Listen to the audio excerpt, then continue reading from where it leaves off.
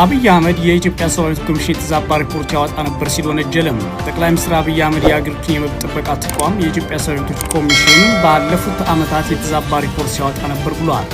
አብይ አህመድ የቀድሞውን ኢሰመኮ ዋና ኮሚሽነር ዶክተር ዳንኤል በቀለን ከስልጣን ካባረሩ በኋላ ነው ይህንን ወንጀላ አሁን ላይ ያቀረቡት።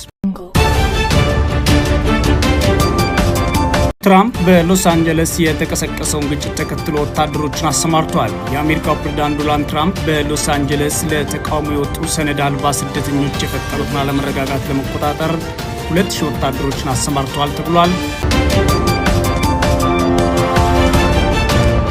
ባለፉት 7 ዓመታት በአዲስ አበባ ስቴዲየም ኳስ ጨዋታዎች አልተካሄዱም። አብዛኛዎቹ የአገሪቱ የእግር ኳስ ጨዋታዎችና የስፖርታዊ ውድድሮች የሚካሄዱት ከአዲስ አበባ ውጭ ነው። ይህም የብልጽግናው አገዛዝ በዋናነት ከሚመካባቸው ጉዳዮች መካከል ቀዳሚ የሆነውን ለማሳካት ነው፣ አፈና ነው።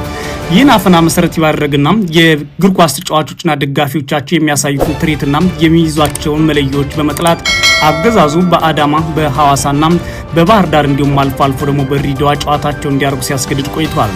ታዲያ በዚህ ሂደት እንኳን አልፎ አልፎ ጨዋታ የሚገቡ ቢሆን በአብዛኛው በአዲስ አበባ ከተማ ተጫዋቾቹ ብቻቸውን ተመልካችና ደጋፊ በሌለበት ውስጥ እንዲታዩና እንዲጫወቱ ይደረጋል። ይህን የተከተለበት አካሄድ በዋናነት የህዝብ ድጋፍ ያላቸው ጉዳዮችን በሙሉ በማጥፋት ሰጥረት አርጎ መግዛት የሚለውን ለማስቀጠል ነው ተብሏል። የአብይ አህመድ አገዛዝ ታዲያ በዛሬው ዕለት ይህንን ተግባራዊ ለማድረግ ሲል በዋናው በአዲስ አበባ ምርቶ የሚገኘው የኢትዮጵያ ስታዲየም ደጋፊዎች እንዳይገቡ በማድረጉም ደጋፊዎችና የጸጥታ ኃይሎች ግጭት በመግባታቸው ደጋፊዎች ተተኩሰው መገደላቸው ሰምተዋል። በአዲስ አበባ የእግር ኳስ ደጋፊዎች በዛሬው ዕለት የተገደሉት ከጠዋት ጀምሮ በተፈጠረ ቀውስ ነው። አገዛዙ ጨዋታው ከደጋፊዎች ውጭ እንዲካሄድ የወሰነው ደግሞ ጨዋታው ከመካሄዱ ከትንሽ ደቂቃ በፊት ነው። እጅግ በርካታ ደጋፊዎች የሚጠበቁበት የወላይታ ዲቻና የሲዳማ ቡና የኢትዮጵያ ዋንጫ ፍጻሜ ጨዋታ ከቀኑ 9 ሰዓት ላይ ዛሬ በአዲስ አበባ ስቴዲየም በዚህ ያለ ደጋፊ እንደሚካሄድ ያሳወቀው የአዲስ አበባ ፖሊስ አጠቃላይ የደህንነት ስጋት አለብኝ ማለት ነው። የአዲስ አበባ ፖሊስ ኮሚሽን ደጋፊዎች የፍጻሜ ጨዋታውን በኢትዮጵያ ቴሌቪዥን ብቻና በሌሎች ቻናሎች ስለሚተላለፍ መግባታቸውን ተብሏል። ከሲዳማና ከወላይታ 50 በላይ መኪና ደጋፊዎች ተጭነው የመጡበትን ሂደት ያስደነገጠው አገዛዙም በስቴዲየም ውስጥ የሚፈጸመውን የኳስ ድገፋ ስርዓት ፖለቲካዊ ማድረግ ልትገቡ አትችሉም ብሏል። የአዲስ አበባ ፖሊስ ኮሚሽን የህዝብ ግንኙነት ኃላፊ ኮማንደር ማርቆስ የተሰኙ ሰው በፌዴሬሽኑ ውሳኔ መሰረት ነው ጨዋታው በዝግ የሚደረገው ሲሉ ንግግር ማድረጋቸውን ተደምጧል። ነገር ግን የኢትዮጵያ እግር ኳስ ፌዴሬሽን ዋና ስራ አስፈጻሚ አቶ ባህሩ ጥላው እንደተናገሩት ደግሞ በጸጥታ ስጋት ምክንያት ከበላይ አካል በመጣ ድንገተኛ ትዕዛዝ ያለ ደጋፊ እንዲከናወን ይደረጋል ሲሉ የተናገሩት ጨዋታው በዝግ እንዲደረግ መወሰን የፌዴሬሽኑ ፍላጎት ባይሆንም የደህንነት ስጋት አለ ከተባለ መቀበል ይችላል ይላሉ ዋና ስራ አስፈጻሚ።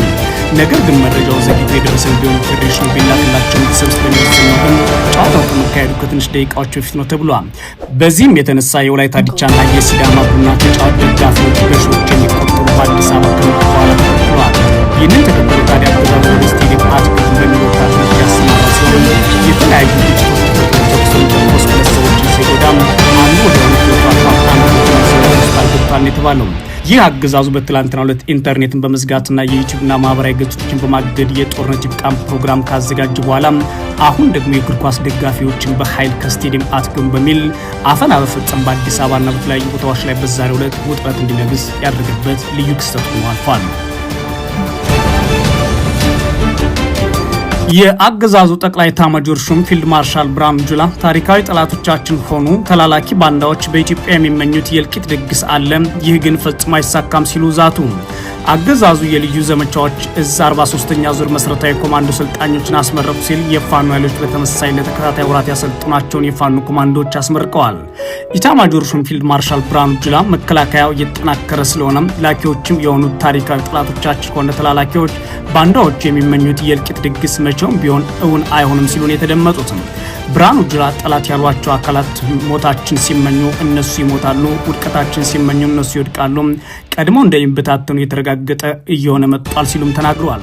መከላከያ ሀገራችን ባልተቋረጠ ሁኔታ ዝግጁነቱን እያጠናከረና አቅሙን ወደ ላቀ ደረጃ እያሸጋገረ በመሄድ ላይ ስላለ ላኪዎችም ሆኑ የታሪካዊ ጠላቶቻችን ተላላፊ ባንዳዎች በኢትዮጵያና በሕዝቦቿ ላይ የሚመኙት የእልቂት ድግስ መቼውም ቢሆን እውን አይሆንም። ሞቷን ሲመኙ እነሱ ይሞታሉ፣ ውድቀቷን ሲመኙ እነሱ ይወድቃሉ። ለሕዝቦቿ መለያየትና እልቂትን ሲደግሱ እነሱ ቀድመው እንደሚበታተኑ እየተረጋገጠ መጥቷል። ፊልድ ማርሻል ብርሃኑ ጁላ አክለውም የኢትዮጵያ ልጅ ነኝ ባይ ቅጥረኛና ተላላኪ ባንዳ ከውስጣችን የታጣበት ጊዜ የለም። የዛሬዎቹ ቅጥረኛና ባንዳዎች ግን ከምን ጊዜውም በላይ ለጠላት በአሽከርነት ለማደር አቤቱታ እያቀረቡ ባንዳነትን በድብቅ ሳይሆን በግል እየገለጡ አገራቸውን ለማፍረስ እየዶለቱ ይገኛሉ ሲሉ ወንጅለዋል። ብርሃኑ ጁላ ቅጥረኛና ባንዳዎች ያሏቸውን አካላት እነሱ እንደተዋረዱ ይቀራሉ እንጂ ሊያንበረክኩ አይችሉም ሲሉ ዝተውባቸዋል።